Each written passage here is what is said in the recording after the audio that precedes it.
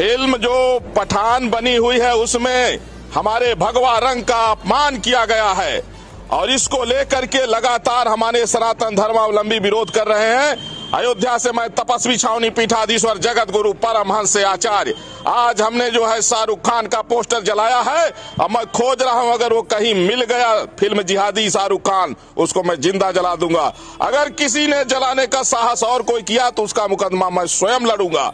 और मैं अपील भी करता हूं कि जो इस तरह की फिल्म वेब सीरीज बन रही है उनका पूर्ण रूप से बहिष्कार बाइकाट होना चाहिए।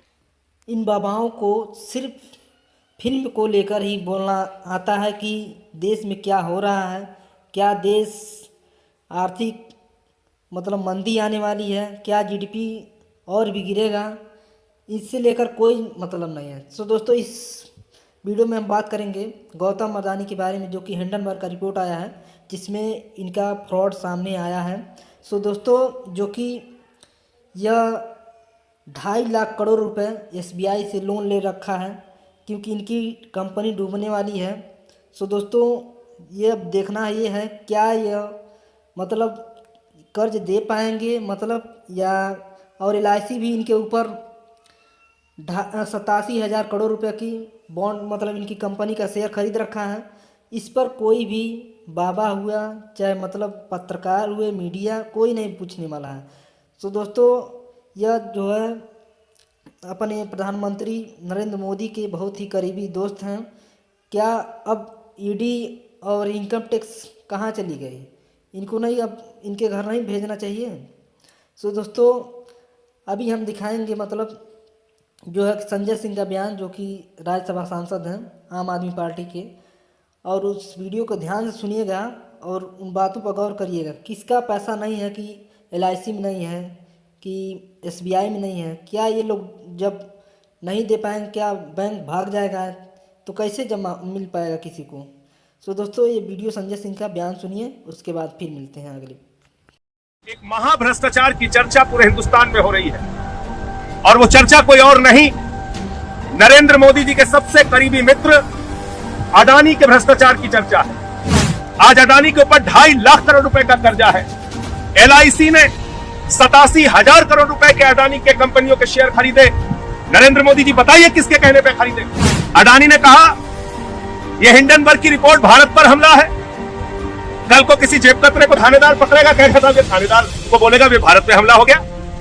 जो व्यक्ति देश के करोड़ों लोगों की जेब काट रहा है, उसके भ्रष्टाचार को उजागर करना भारत पे हमला कैसे हो गया? और ये जो एक प्रकार से ये इतना बड़ा वित्तीय भ्रष्टाचार हुआ है, फाइनेंशियल फ्रॉड हुआ है, इसकी जांच करा के पूरे देश के सामने सच आना चाहिए। उन करोड़ों लोगों की चिंता दूर करनी चाहिए सरकार को, जो आज भयभीत है, डरे हुए हैं, क्योंकि वो कई बैंकों से मार खा चुके हैं, पहले भी उनका पैसा डूब चुका है। सो दोस्तों, क्या अब इन बाबाओं को अडानी को नहीं घेरना चाहिए? अडानी से नहीं पूछना चाहिए कि नरेंद्र मोदी को नहीं पूछना चाहिए कि नरेंद्र मोदी जी आप किसके कहने पर मतलब इसको इतना पैसा दिया गया? आखिर बिना सरकार के सपोर्ट के 2.5 लाख करोड़ रुपए किसी को नहीं मिल सकता। अभी एक गरीब को छोटा सा भी 50,000 1 लाख का लोन लेना हो तो इतने उसके डॉक्यूमेंट मांगेंगे कि बेचारा वैसे ही वापस आ जाएगा। और क्या ये फ्रॉड नहीं है? किसकी पैसा नहीं है एलआईसी और ये एसबीआई में? क्या नरेंद्र मोदी को जवाब नहीं देना चाहिए? क्या इन बाबाओं और जो बैकाट गंग है, क्या ये नरेंद्र मोदी सवाल नहीं कर सकती? लेकिन नहीं कर रही कोई। सिर्फ पिक्चर को लेकर, धर्म को लेकर, जाति को लेकर सिर्फ यही राजनीति हो रही है। इन्हीं पर सब उलझे हुए हैं। देश में क्या हो रहा है इस पर कोई नहीं ध्यान दे रहा है। सो दोस्तों, आपकी क्या राय है कमेंट बॉक्स में ज़रूर दीजिएगा। हमारे चैनल को लाइक से सब्सक्राइब जरूर करिएगा और ये वीडियो संजय सिंह का पूरा विस्तार से आप देखिए। आगे ये वीडियो। अंधेरे के बादल मंडरा रहे हैं। जिन लोगों ने अपनी बेटी की शादी के लिए एलआईसी में पैसा लगाया, जिन लोगों ने अपना छोटा सा घर बनाने के लिए एलआईसी में पैसा लगाया, जिन लोगों ने अपनी बीमारी के लिए और बुढ़ापे की पेंशन के लिए एलआईसी में और एसबीआई में अपने पैसे जमा किए, आज वो करोड़ों लोग चिंतित हैं, परेशान हैं, क्योंकि पिछले 4-5 दिनों से एक महाभ्रष्टाचार की चर्चा पूरे हिंदुस्तान में हो रही है। और वो चर्चा कोई और नहीं, नरेंद्र मोदी जी के सबसे करीबी मित्र अडानी के भ्रष्टाचार की चर्चा है। और ये भ्रष्टाचार क्या है जिसकी वजह से देश के निवेशकों का 4.5 लाख करोड़ रुपए डूब गया। टैक्स हेवन कंट्रीज में फर्जी कंपनियां अडानी खोलते हैं और उन फर्जी कंपनियों के जरिए अपनी ही कंपनी के शेयर खरीदते हैं, उन कंपनियों के शेयर के दाम बढ़ाते हैं और दाम बढ़ाकर बड़े बड़े बैंकों से लाखों करोड़ रुपए का लोन ले लेते हैं। आज अडानी के ऊपर 2.5 लाख करोड़ रुपए का कर्जा है। LIC ने 87,000 करोड़ रुपए के अडानी के कंपनियों के शेयर खरीदे। नरेंद्र मोदी जी बताइए किसके कहने पे खरीदे। SBI ने हजारों करोड़ का लोन दिया अडानी को। नरेंद्र मोदी जी सामने आइए और बताइए किसके कहने पे ये किया। आज देश के करोड़ों लोगों के दिमाग पर जो चिंता की लकीरें हैं उसका जवाब प्रधानमंत्री नरेंद्र मोदी जी को देना चाहिए। और बड़ी अजीब बात है, कल मैंने सुना अडानी ने कहा यह हिंडनबर्ग की रिपोर्ट भारत पर हमला है। कल को किसी जेब कतरे को थानेदार पकड़ेगा, कहेगा साहब ये थानेदार को बोलेगा ये भारत पे हमला हो गया।